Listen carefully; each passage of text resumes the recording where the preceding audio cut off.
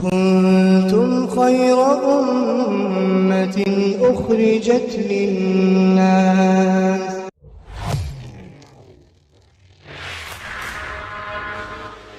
جو ہے صحابہ کرام کی نگاہ میں عظمت، اور ہم لوگ سنت کو اس لیے چھوڑ دیتے ہیں، سنت ہی تو ہے، تو سنت پہ عمل نہ کرنا یہ کیا ہے؟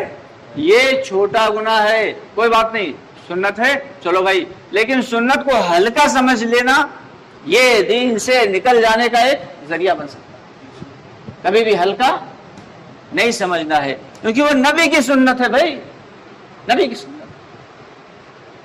اللہ رب العالمین نے جو فرمایا ڈائریکٹ وہ قرآن کی شکل میں وہ اللہ کا فرمان ہے، اور جو نبی اللہ نے فرما دیا وہ احادیث نے۔ دوستو، آگے بڑھنے سے پہلے ہمارے چینل کو سبسکرائب ضرور کر لیں اور ہماری ویڈیوز کو زیادہ سے زیادہ لوگوں تک شیئر کریں۔ تو جیسے ہمیں قرآن پاک کی عزت و تکریم کرنا ہے، اس کے بعد احادیث شریفہ کی بھی تکریم کرنا ہے۔ جیسے قرآن پاک کو ہمیں سیکھنا ہے اور سمجھنا ہے، ایسا ہی احادیث پاک کو بھی سیکھنا ہے اور سمجھنا ہے کہ ہمارے ہم سب کے آقا نامدار محمد مصطفیٰ صلی اللہ علیہ وسلم ہمیں کیا تعلیم دے کے گئے اور ہم کیا کر رہے ہیں۔ ہمارے اخلاق اتنے اعلیٰ ہونا چاہیے، ایسے عرفہ ہونا چاہیے، اور اتنی ہمارے اندر نرم مزاجی ہونا چاہیے کہ جس کی کوئی حد نہ ہو۔ فرماتے ہیں کہ قیامت، قرب قیامت سے نشانیوں میں سے ایک نشانی بھی یہ ہے کہ جان پہچان والوں کو سلام کیا جائے گا۔ دو عمل بہت اہم ہیں، آپ حدیث شریف اٹھائیں، اس میں ملے گا کہ دو اہم عمل کون سے ہیں کہ ہر ملنے جلنے والا ہو یا غیر ملنے جلنے والا ہو، سلام کرو، سلام کو خوب عام کرو اور خوب کھانا کھلاؤ۔ ضرورت مند ہے تب بھی، ضرورت مند نہیں ہے تب بھی کھانا کھلاؤ۔ یہ دو عمل، اور جب جان پہچان والے لوگوں کو سلام کیا جانے لگے ڈھونڈ کے، تو سمجھ لو کہ یہ قیامت کی نشانیوں میں سے ایک نشانی۔ تو ہم سب جو ہے اللہ کے نبی صلی اللہ علیہ وسلم ہمیں کیا تعلیم دے کے گئے اور ہم کن حالات کے اوپر چل رہے ہیں۔ ہمارے اگر یہی ایک اچھا سا مؤذن رکھا جائے اور بہترین درد بھری آواز میں اذان دے تو ہر آدمی کھڑا ہو جائے گا کان لگا کے سننے کے لیے۔ اذان کیسے لوگ دیتے ہیں؟ جن کے حروف صحیح نہیں، جن کا تلفظ صحیح نہیں، شوق ہے اذان دینے کا، آگے اذان دے۔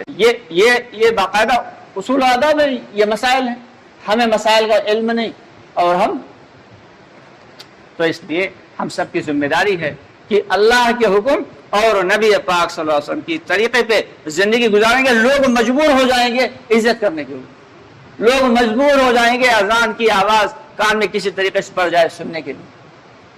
صحابہ کرام کی جماعتیں جب نکلتی تھیں تو جس علاقے میں چند دن رکتے تھے اور پھر جب چل دیتے تھے آگے، تو لوگ کہتے تھے، غیر لوگ کہتے تھے، ارے آپ لوگ تھوڑے دن اور یہاں قیام کریے، جب آپ لوگ یہ اذان کہتے ہو تو ہماری فصلیں جو ہے وہ زیادہ ہری بھری ہو جاتی ہیں، ہمارے جانوروں کا دودھ بڑھ جایا کرتا ہے، ہمارے بچے جو ہے وہ صحت مند ہو جاتے ہیں، آپ لوگ یہیں ٹھہریے۔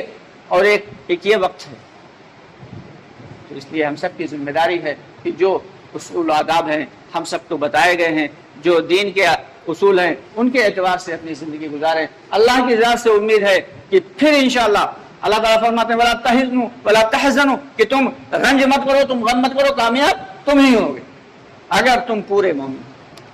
اور پورا مومن کون ہوگا بھائی؟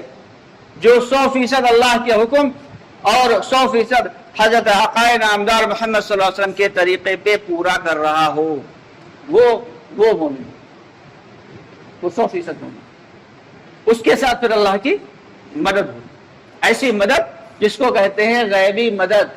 اور آج غیبی مدد کے انتظار میں ہم سب کی سب بیٹھے ہیں، اور نہ تو ہم جو ہے اللہ کی سن رہے ہیں، نہ رسول اللہ کی سن رہے ہیں، اور اپنی مرضی کی کر رہے ہیں، اور کہہ رہے ہیں اللہ کی غیبی مدد نہیں آ رہی۔ تو اس پہ غیبی مدد آئے گی بھائی کہ اللہ کا عذاب آئے گا؟ اس لیے ہم سب کی ذمہ داری ہے کہ ہم دین کو سیکھیں، سمجھیں۔ یہ دعوت کا کام اسی نہج پہ چلایا گیا، اس کا مقصد یہی ہے، لوگوں کا گھر چھڑانا مقصد نہیں، لوگوں کے بیوی بچے چھڑانا مقصد نہیں، کسی کا کاروبار چھڑانا مقصد نہیں ہے، بلکہ یہ ہے کہ ہماری اپنی زندگی میں دین آ جائے۔ یہاں پہ جتنی بات کی تو کرنے والا سب سے بڑا محتاج، یعنی جو بات کر رہا ہے سب سے بڑا محتاج کون ہے؟ وہ خود بات کا کرنے والا ہے، اور باقی جو ہے ان کا بھی فائدہ ہو جائے تو فبیہا، بڑی اچھی بات ہے۔